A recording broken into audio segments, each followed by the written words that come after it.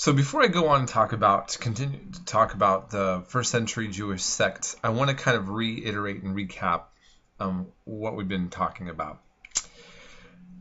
I used as a starting point really the time of Alexander the Great in this era, and when he dies and his generals taking over parts of this region, and the relationship then that Jews would have with this kind of culturally imposed at times and other times simply just influential Hellenization process that was a part of all of the world that was ruled by Greek rulers, and the kind of, I use the word, seduction of Greek culture.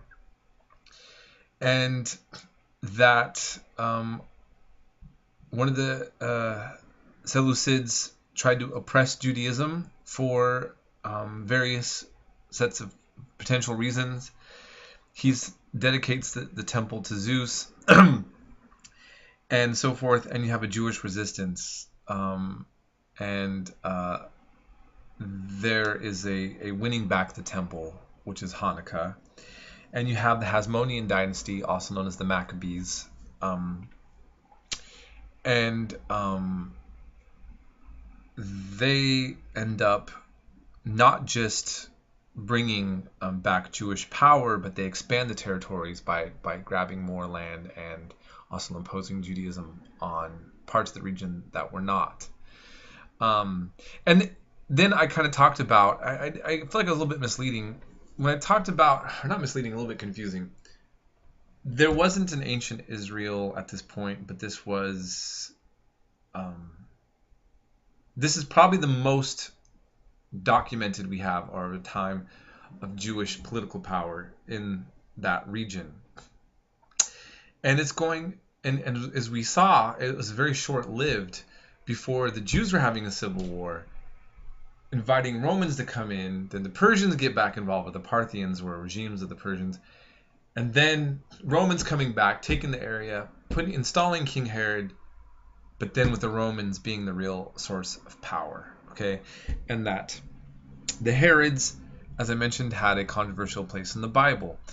And the stories that we have of the forced conversions and many elements of first century Judaism, one, do come from the New Testament. They do give us some insight into some of the ideas, and Josephus being one of the most important of them.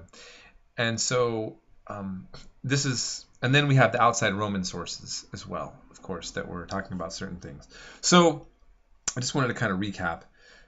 I mentioned that Josephus claimed to be a Pharisee. Well, who were the Pharisees, the Sadducees, and the Essenes? These are the three main important branches of Judaism at the time, in the first century. The Pharisees and the Sadducees get really bad press in the New Testament, and the Essenes get no press. You wouldn't know the Essenes existed in the New Testament. That makes sense because the Essenes lived a monastic life in the desert. They were breaking away from society, and they were doing things that were very unlike traditional Judaism. Adopting strict dietary laws, okay, that would be like maybe normal, but commitment to celibacy was odd. There's not a biblical word for bachelor, for example, a biblical Hebrew word. I think it was fair to say that marriage was the assumed duty of a religious Jewish person. But in this case, they're practicing celibacy. So they were kind of broke away. Some people try to theorize that Jesus may have been an Essene. It's okay. It's possible, but that's not what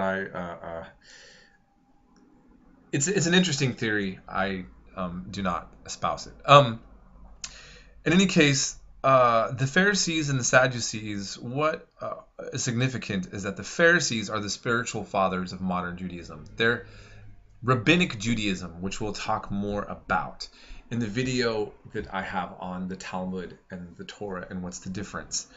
The oral Torah, which we'll go into more discussions of.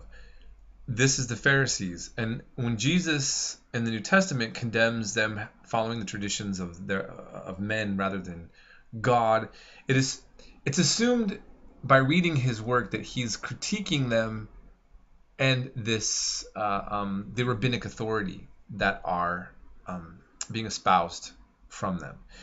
Now, the Sadducees, they wanted to maintain the priestly caste. They were aristocrats. They incorporated a lot of Hellenism, and they were doing rituals associated with the temple.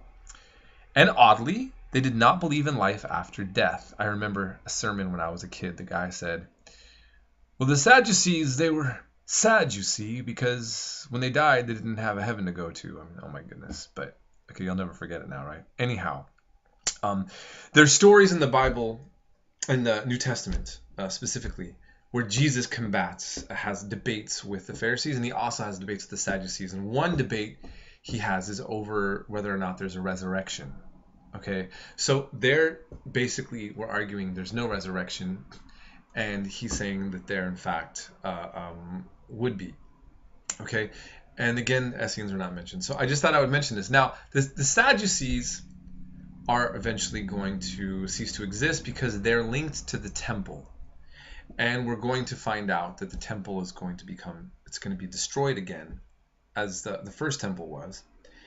And that is going to be that. If their religion revolves around the temple and there's no temple, then that's that. But the Pharisees, because they revolved around the spiritual fathers or the oral traditions and they didn't rely on the temple. That made their branch of Judaism obviously a higher candidate to be the one to stick around, that version. Okay, so let's then get to this, though. What I was talking about was the Jewish revolt against Rome and the real nitty-gritty of what leads to the current modern, what I call Judaism.